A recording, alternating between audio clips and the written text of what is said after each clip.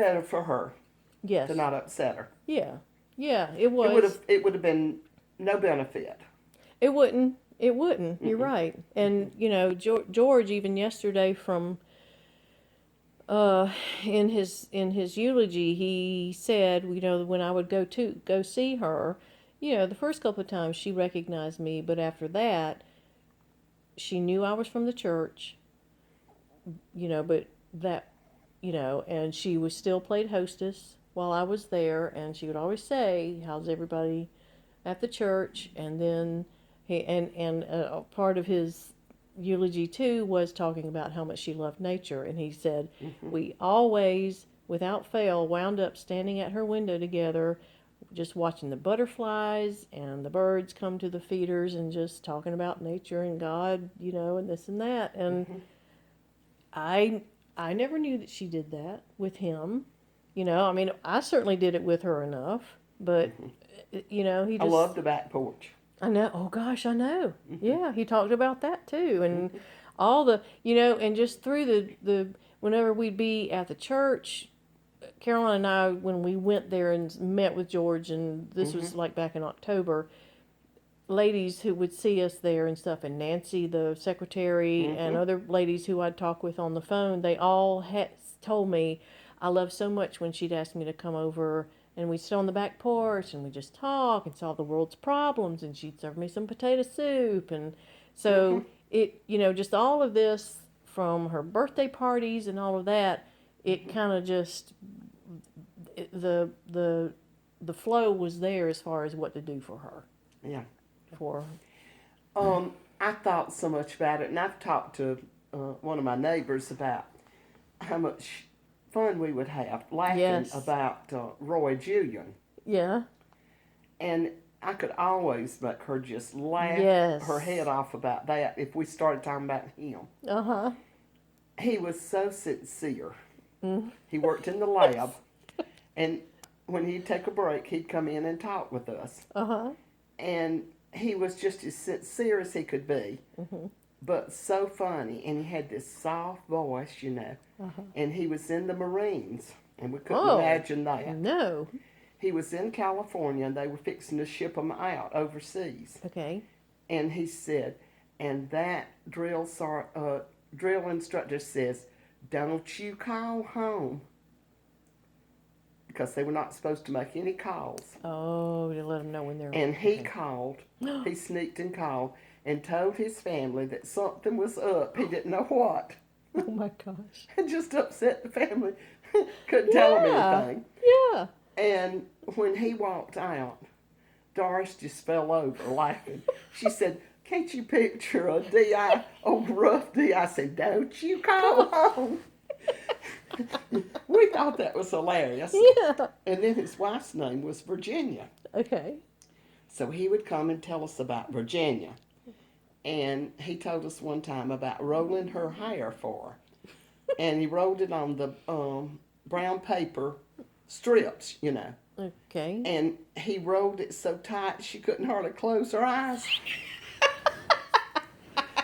Well, we laughed and we laughed about that.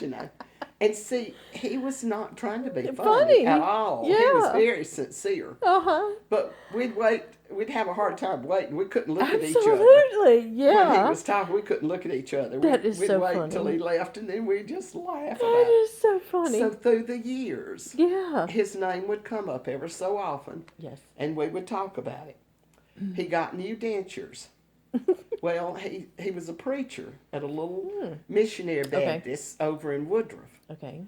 And he told us about, he got those dentures and he was having trouble with them.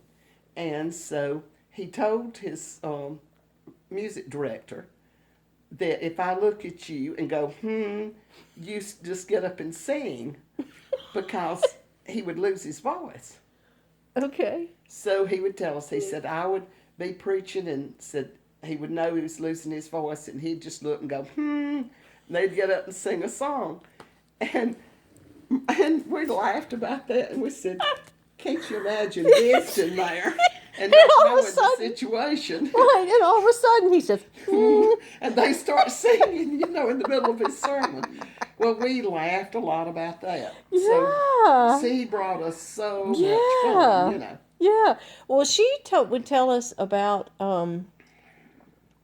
when she first started working there.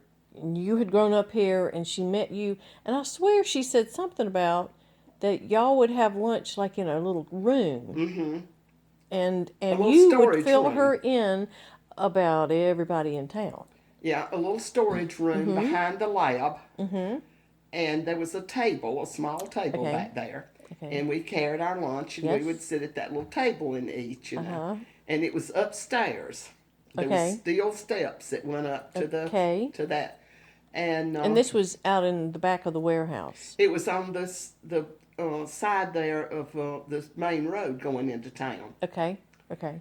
And it was about midway between the warehouse and the And front offices. Okay. Okay. And the lab It was was on up the there. Okay. Mhm. All right. And those steel steps, they were high, you know. Mm-hmm. And of course, wouldn't been able to make them Right. if we hadn't been young. Right. But Yeah.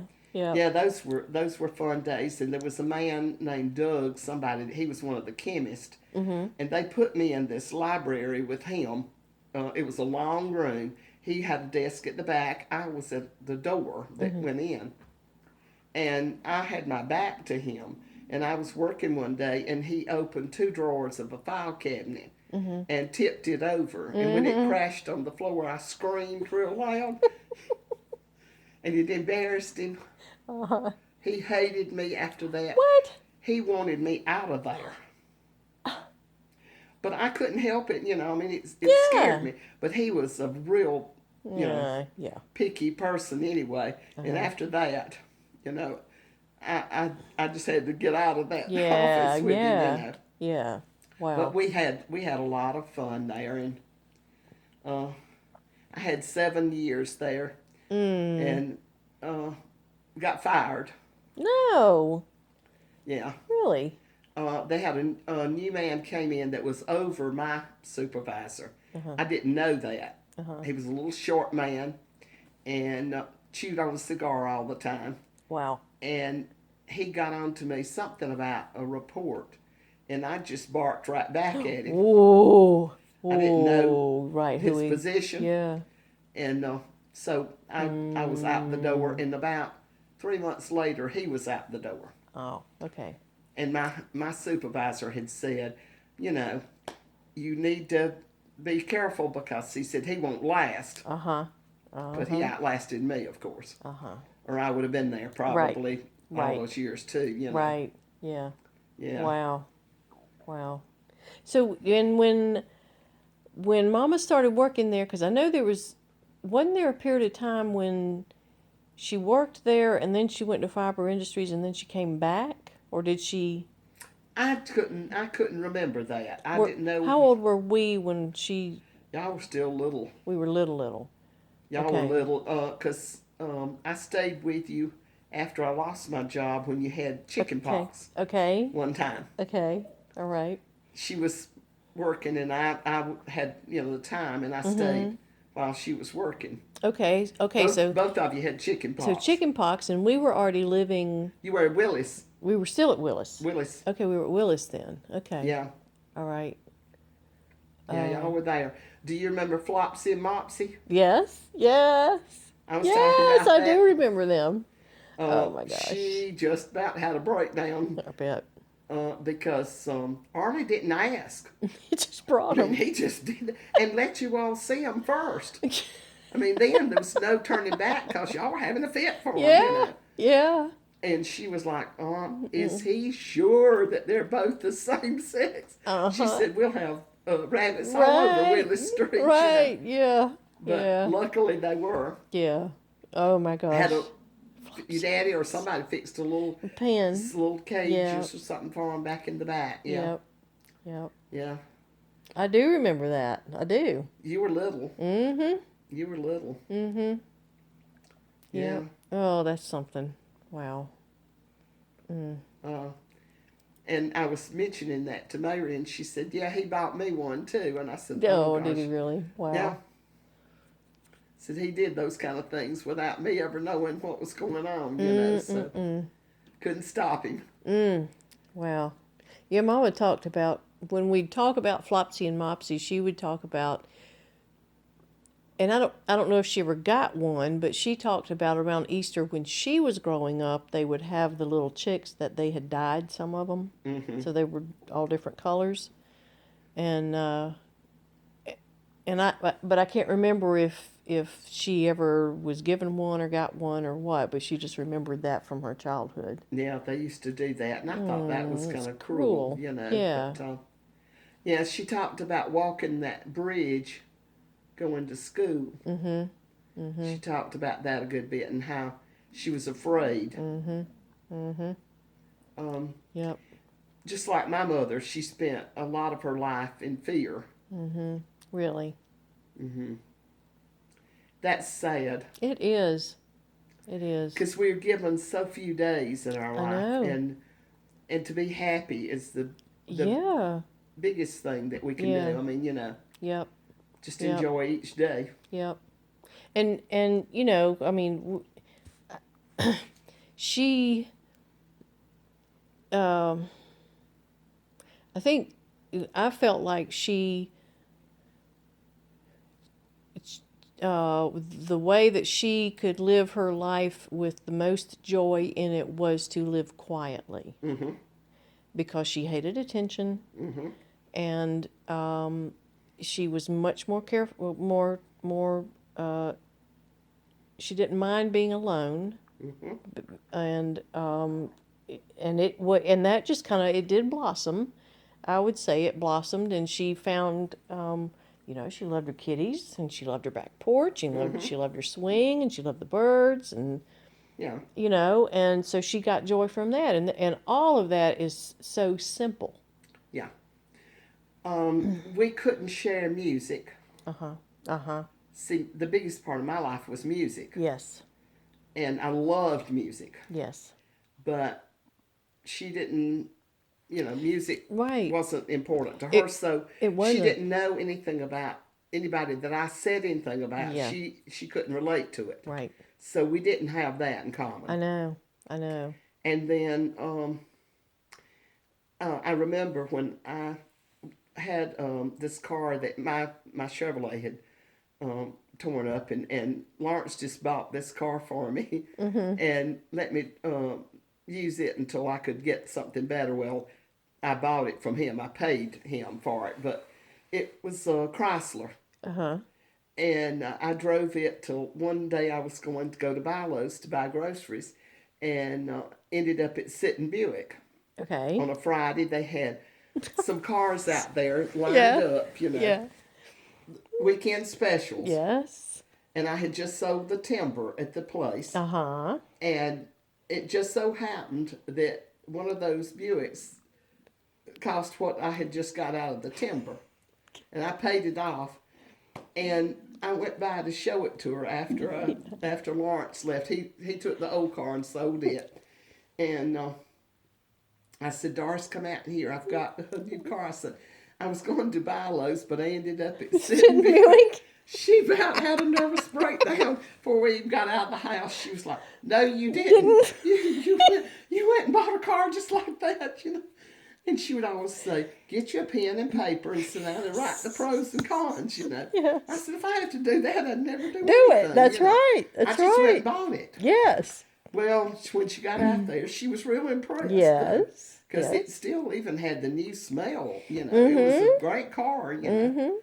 But oh my goodness, she said, I just can't believe you did that. I know. I remember. I remember that. I remember her Oh, saying yeah. about that. I remember her talking about you buying the land up in Tennessee. Yeah, yeah. See, she could have never done that. Never. Nope. And as much as I loved her, I told the man at Stokes Trainer, Harold, an older gentleman that was there, and it worried him. He tried so hard to find something that she would like. And he'd think he had something, and he would call her, and she would come down. And I know one he just thought was perfect for her. Yes. But it had a sunroof, and she wasn't going to have a sunroof. And he came to me, and he said, Miss Rogers didn't want one with a sunroof, And I said, Harold, she's probably not going to buy. Right. I Right. said, so don't worry Right. yourself. I said, if Yep. something kind of comes up, but I said, don't get out and look. Yeah. I said, Yeah.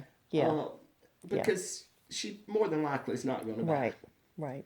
And so he said, well, I just was trying to please her, Yeah. And I said, well, it takes her a long time to Yes. make a decision like that. Yes. Yep. And of course she didn't buy. Yep. But it was so funny, that I thought, now she's sitting there with her pros and cons, trying Uh-huh. to make a decision, Right. Right. And Yep. and that was something, that we always laughed about because Uh-huh. we were so different. Yep. Yep. And she would say when we were sitting on the screen porch a lot of times, well, as we get older, we've been friends all these years, we'll just get us a room together. Mm-hmm. And she'd say, if you can't remember your name, maybe I will. And if I can't remember mine, maybe you will. And she'd just laugh the biggest about it, Uh-huh. Uh-huh. Yeah. That's funny. Yeah, just, but like I say, the thing that bothered me was how she couldn't let go. Yep. I know. The hurt, Yep. almost anger. Yeah. Yep. Because that doesn't do anything but hurt you. Mm-hmm. Mm-hmm. And it always bothered me, but I never ever let her know Right. that it bothered me that when she talked about William, she didn't call his name to me. Mm-hmm. And I'm sitting there thinking, I know him. Right. I've known him all these years, I know. I I know who he is. Right. But she would say, my ex-husband, in talking about it. And to me, that just kind of was a stab in the heart. It was just kind of cold. Yeah. And I think, you can say his name. Right. You I know. know. And that bothered me a lot, that she Yeah. couldn't get past that and say his name. I know. That tells you a lot. It does. Sure does. Tells you a lot when you can't call their name. I know.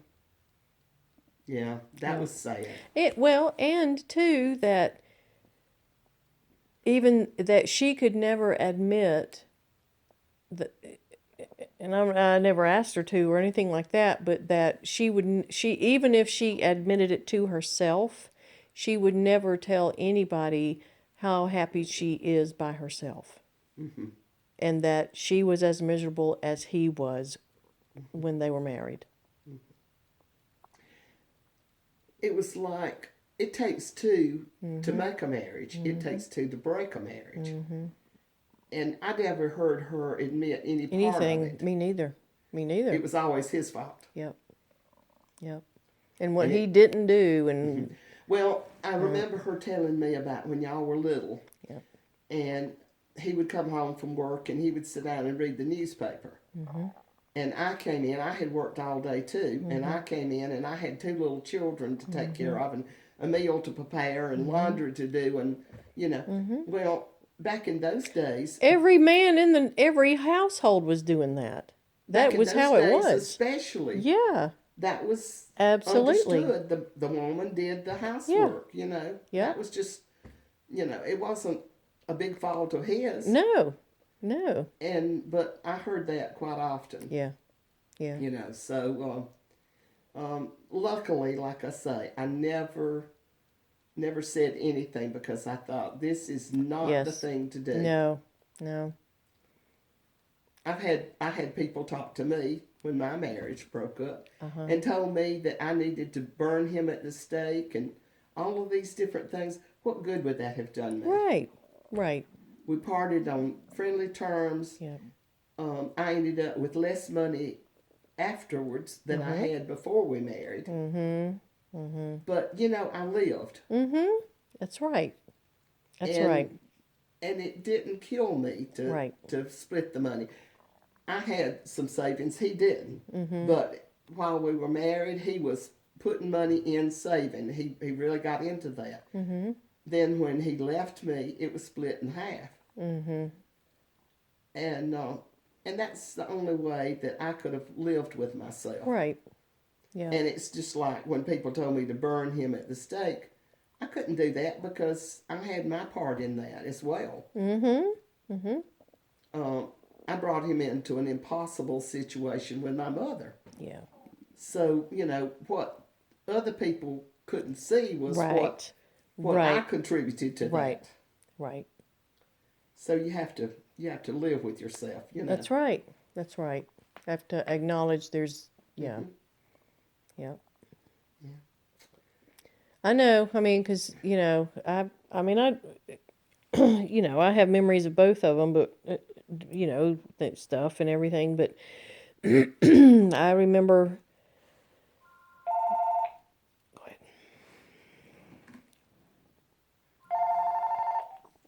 Hey, Joyce, let me call you back. I have company. Okay, bye. The lady that lives right Oh, across the street. oh, good. Um, I mean, I can remember uh, as we were probably preteen. I don't think we were preteen when and I don't know what the fight had been over, but we're sitting at the table. Daddy's sitting at the table, and Mama's in there, not making noise, but you can tell she's mad. Hmm. And I remember sometimes Daddy would ask her a question about something having to do with picking us up, or Hmm. he's trying to get on with his day and communicate with her. Nothing. She didn't even acknowledge him. She's just cooking or doing whatever she's doing. So he'd look at me with just a little bit of a smile and say, "Will you ask your mama?" So she'd answer me. She'd answer me. Where she wouldn't have. Yeah. So she put us in the middle, Right. and and I mean, how was any of that his fault? When you just Do you know that when I stayed with you all, because you were too little, you wouldn't know, but when I stayed with y'all when you had the chicken pox, he came at lunchtime oh on his lunch break to check on us. to check on if everything was all right. And he didn't come in the house, but with me there. Uh-huh. Oh, He stood in the carport at the back really? door. Really? Hmm. He said, "I'm not going to come in, Uh-huh. but I just want Really? to make sure that everything's okay." Oh, sweet daddy. Yeah. I mean, see, that impressed me. Absolutely. Yeah. He Yeah. didn't take any chances of Right. somebody saying, "Well, he Right. came home at When lunch." And, Evelyn, yeah. yeah, and Evelyn was Yeah. there, and, Yep. Yep. Oh, yeah, I thought that was showing a lot of it sure respect. was. Hmm. Sure was. Yeah. Yeah, and Craig and Mary at the reception yesterday. Craig was talking to him a little bit, and he asked me about Daddy, and he said, and he's one of many people over since Mama has been at the gardens or been away from Hmm. Simpsonville, and who and people Jack and Joyce and Elaine, of course, and Gail and Doug, and everybody who knew him Hmm. have almost made a point of asking me how he's been and what how Hmm. he's and how's he doing, and a point in particular of telling me how much they liked him and missed him when he Well thought of. left. Well thought Yes, of. yes. And Craig told me yesterday. He started by saying, asking how he was, and he said, I thought that we might see him, and I Mary would. was really wanting to see him. Oh, and I was he said I was looking forward to seeing him, and then he went into I really thought a lot of him, and he told me that I'll never forget when we got married. We're in the receiving line. Daddy put one of those little silver crosses, Jesus loves you, and when he shook both of their hands, he gave Oh. it to them, and he said we still have them, and and I remember that, and him doing the scouts and leading Oh, the yeah. Sunday school class and all of that. Mary said he was her Sunday school Yep, teacher, and yep, she thought so much of yep, him. yep. And called and checked. He's called and checked on us a lot. And I said, I told him we're renting this house down here and everything, and I said we'd love for just to come hang out with us. And he said, "Well, I'll see you and everything." But and then the last time I talked with him, he said, "This is about your mama. And if I come to the church, it's going to shift the focus. And yes, people might be glad to see me, or I'd be glad to see them, but it's going to shift the focus off of your mama, and I don't want to do that." Oh, that's sweet. And I made a point of telling Craig that he's been very supportive of us all along, all through these 4 years, very supportive, and called and checked on us a lot over the past week and everything, and even Sophie, she's so mature in a lot of ways, but she's still 18 years old, and her intuition and all of that just hasn't matured, and she just hasn't lived to figure things out and everything. So when people were thinning out and everything, and we're kind of in the back just kind of talking about stuff, and she said, I'm kind of surprised and a little bit hurt that grandmother and grandfather weren't here. And she said something like, he doesn't, she didn't say, I can't remember what she said, but it was something about that it kind of hurts. And I said, well, and I'm surprised that Caroline hadn't already told her what he said.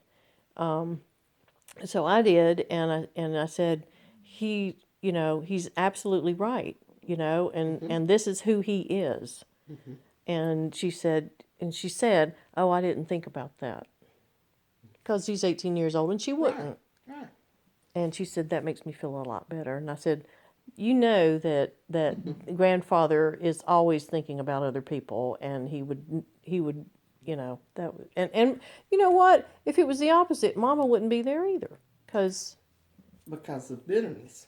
because of bitterness, that's right. But I do think that the integrity part of it would be there, that it That's needs true, to be too. on him. That's true. That's true too. Yeah. But absolutely, yes. Because of bitterness, she wouldn't be there. Yeah. Yeah. Because through the years, I've heard that so much. See, I was really crazy. I got married again to a 12-year younger than me. Well. And then when that didn't last, then I go to Dollywood and just fall madly in love with somebody 18 years younger. Craziest person that she. See, she could never ever understand that. No. I mean, that was just foreign. Yeah. Yes, absolutely. Yeah. Yeah. But, I feel like that God leads us in directions that we don't even realize that we're going. And he opens doors that we don't even dream that he's going to open. Right. Or you're wondering why this door. Yeah. I've asked why no telling how many times, because it was so far-fetched. Right. See, I still was in love with Donnie. And hoping that sometime that would work out. Had no intentions whatsoever.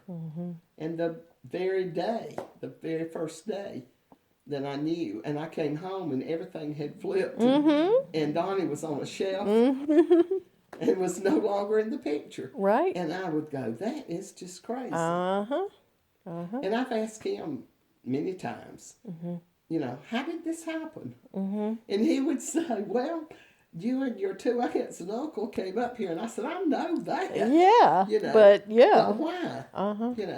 And he'd say, I don't know. I guess it was just in God's will. And that's the only answer you can come up with. Yeah. Yep. Wasn't planned. Right. Thought it was crazy. Yep. Well, but it happened. And you know what? That's God. Yeah. It really is. I mean. Do you know that? Are you recording there? I am. I don't know if. No. There was 6 years that from 2008 that I did not hear one word or see him. Really? 6 years went by. Um, my best friend told me I was foolish. She told me that many, many, many times. She never understood unconditional love.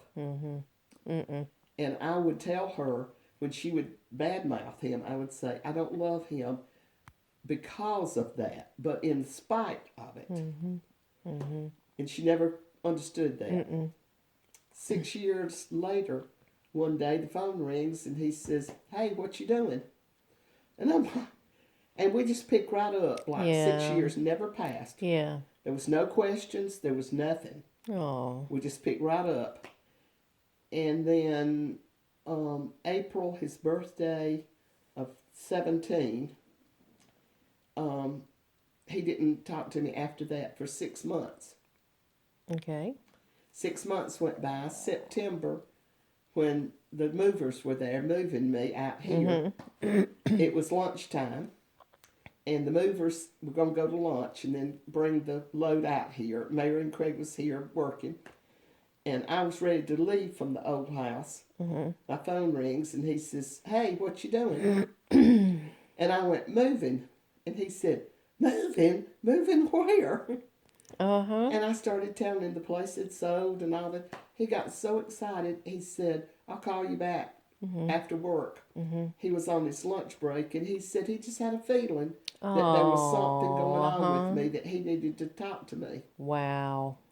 And he called me after work and said, "Okay, fill me in." Oh, You know, wow. and so then he called me about every day when I got moved in. And Martha was in the hospice house, Okay. dying, and he was checking with me, you know, just about every day.